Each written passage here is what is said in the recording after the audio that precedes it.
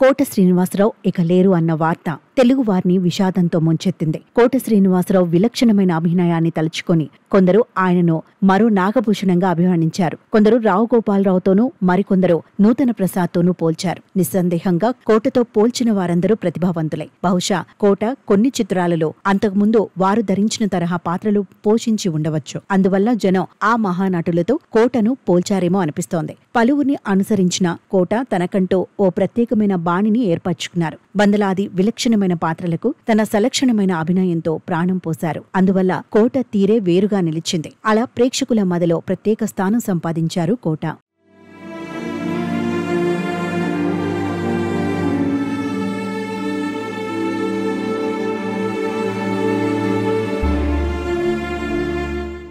నాగభూషణంలాగా కామెడీని మిళితం చేసి పలు చిత్రాలలో కోట విలన్ గా మెప్పించారు. ఆయనలాగే కొన్ని సినిమాల్లో లేడీ గెటప్లోనూ మురిపించారు కోట. అయితే రెండిళ్ల పూజారిలో థర్డ్ జెండర్ గా నటించి కోట అలరించిన తీరును ఎవరూ మర్చిపోలేరు. రావు గోపాలరావు లాగా కూడా సీరియస్ గా కొన్నిసార్లు, కామెడీతో మరికొన్ని మార్లు ప్రతినాయక పాత్రలు ధరించి ఉండవచ్చు. కానీ తన గాత్రంతో వైవిధ్యం ప్రదర్శించారు కోట. నూతన్ ప్రసాద్ లాగా వాచికాభినయంతో కోట కూడా మైమరిపించారు. అయితే తెలుగు నేలపై ఉన్న యాసలన్నింటినీ అచ్చు ఆ ప్రాంతంలోని వారు మాట్లాడే తీరునే వల్లించి జనం మనసులు గెలిచారు కోట. సెక్రటరీ అంటూ రావు గోపాలరావు లాగే కోట అభినయించిన దాఖలాలు ఉన్నాయి. రావు గోపాలరావుకు మళ్ళీ రాజకీయాల్లోనూ రాణించిన వైనము కోటలో కనిపిస్తుంది. అయితే ఎవరిని అనుసరించినా వారి పందాను మాత్రం అనుకరించకుండా తనకంటూ ఓ ప్రత్యేక బాణి ఏర్పరచుకున్నారు కోట.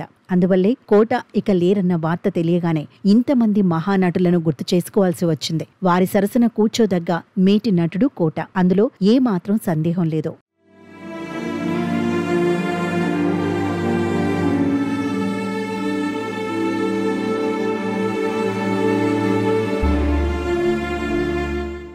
ప్రతిఘటనలో కాశయ్య పాత్రలో కోట అభినయం చూసి కొందరు నటులు గుర్తుకు రావచ్చు. అయితే హైకమాండ్ ను అడిగి చెప్తా అని తనదైన వాచకంతో సాగిన కోట నటన చూస్తే తన నటనా శైలి ప్రత్యేకం అనిపించక మానదు. పిసినారి పాత్రలో పైన పేర్కొన్న నటులందరూ అలరించారు. కానీ గుమ్మానికి కోడిని వేలాడతీసి చికెన్ బిర్యానీ తింటున్నంత ఎక్స్ప్రెషన్ ఇచ్చారే, ఆ సీన్ లో ఆయన కంటే సీనియర్ గా జంధ్యాల సినిమాల్లో కనిపించిన సుత్తి వీరభద్రరావును సైతం పక్కకు నెట్టి మార్కులు పట్టేసిన తీరును మర్చిపోగలమా? శ్రీ కనక మహాలక్ష్మి రికార్డింగ్ డాన్స్ ట్రూప్ లో ఎల్లా పాపారావు పాత్రలోనూ కొందర్లా కనిపిస్తారు. కాని వారందరికంటే భిన్నంగా వాగ్దాటితో తన బాణి వేరని తేల్చి పారేస్తారు. శివలో కితకితలు పెట్టకుండానే మాచిరాజు పాత్రను రక్తి కట్టించారు. అది చూడగానే అది కదా విలక్షణమని అనిపించక మానదు. జంధ్యాల జయమ్ము నిశ్చయమ్మురాలో సినిమా పిచ్చి పటేలుగా నటించిన కోటను చూశాక అసలు తనను ఇతరులతో పోల్చలేమని నిస్సందేహంగా చెప్పవచ్చు.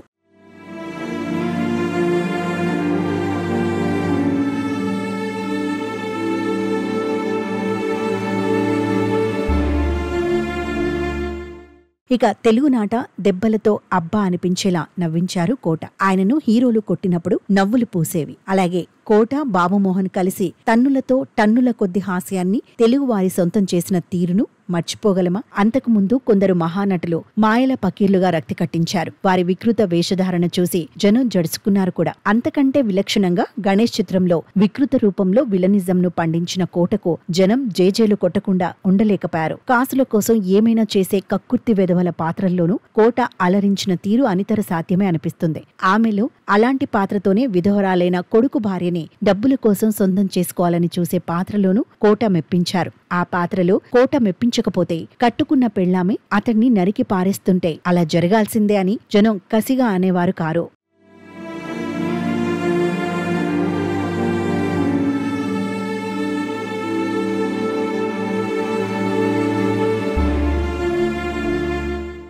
కేవలం కితకితలు పెట్టి నవ్వించటం వల్లో, భయపెట్టి ప్రతినాయక పాత్రలు ధరించటం వల్లో కోటను మహానటుడు అంటే అది కొంతే అవుతుంది.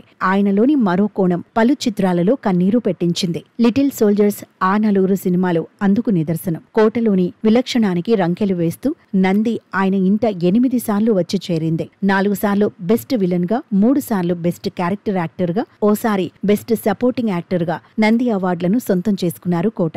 ఆయన ఇక లేరు అన్న వార్త అభిమానులను ఆవేదనతో ముంచెత్తక మానదు. కాని ఆ నటనల కోట ఏనాడు బీటలు వారదు. భవిష్యత్తులోనూ చెక్కు చెదరని దుర్గంలా నిలిచే ఉంటుంది. శ్రీనివాసరావు ధరించిన వందలాది విలక్షణమైన పాత్రలు ఆ కోటను పరిరక్షిస్తూనే ఉంటాయి.